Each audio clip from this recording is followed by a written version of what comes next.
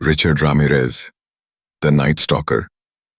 सोचिए, रात का अंधेरा छाया हुआ है, लोग चैन की नींद में सो रहे हैं, और तभी किसी घर की खिड़की से एक परछाई अंदर दाखिल होती है। ये कोई चोर नहीं, कोई आम इंसान नहीं, ये है द नाइट स्टॉकर, एक ऐसा सीरियल किलर जिसने 1980 के दशक में पूरे अमेरिका को खौफ में डुबो दिया था। लॉस एंजेलिस और सैन फ्रांसिस्को की गलियों में रात होते ही डर का साया मंडराने लगता था, क्योंकि कोई नहीं जानता था कि अगला नंबर किसका है। आज हम बात करेंगे रिचर्ड रामिरेज की, उस दरिंदे की जिसने इंसानियत की सारी हदें पार कर दी। बचपन से बर्बरता तक रिचर्ड का जन्म हुआ 29 फरवरी 1960 को टेक्सास में। उसके पिता एक गुस्सैल पुलिस ऑफिसर थे और घर में अक्सर मारपीट होती थी। बचपन में ही उसे सिर में कई बार चोटें लगीं, जिससे उसकी पर्सनैलिटी पर गहरा असर पड़ा। लेकिन असली बुराई की शुरुआत तब हुई जब उसका कजिन मिगुएल वियतनाम वॉर से लौटा। मिगुएल ने रिचर्ड को हिंसा की असली दुनिया दिखाई।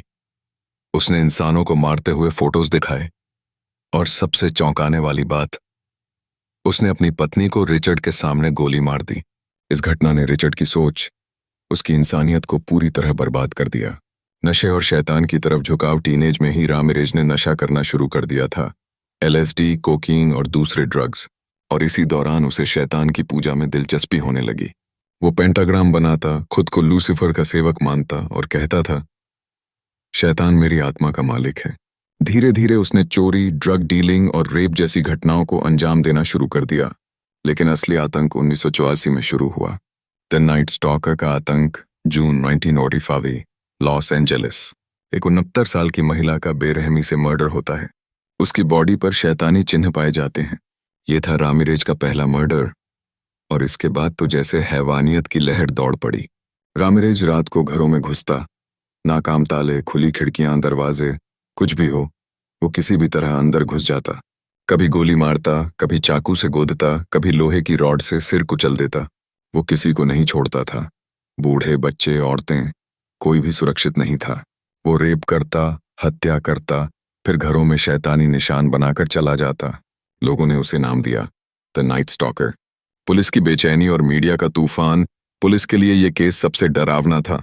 कोई पैटर्न नहीं, कोई पहचान नहीं, कोई मोटिव नहीं। लेकिन एक बात कॉमन थी, सबके घरों में पेंटाग्राम या 666 जैसे शैतानी संकेत। मीडिया ने जैसे आग में घी डाल दिया। अखबारों में छपने लगा, रात में दरवाजे बंद करिए, द नाइट स्टॉकर कहीं भी हो सकता है। लोग हथियार लेकर सोने लगे। लॉस एंजेलिस की रातें सन्नाटे में तब्दील हो गईं। गिरफ्तारी और एक चमत्कारी मोड़। 1985 में एक दिन रामिरेज ने एक घर में चोरी करने की कोशिश की, लेकिन उस परिवार ने हिम्मत दिखाई और पड़ोसियों की मदद से उसे भगाया।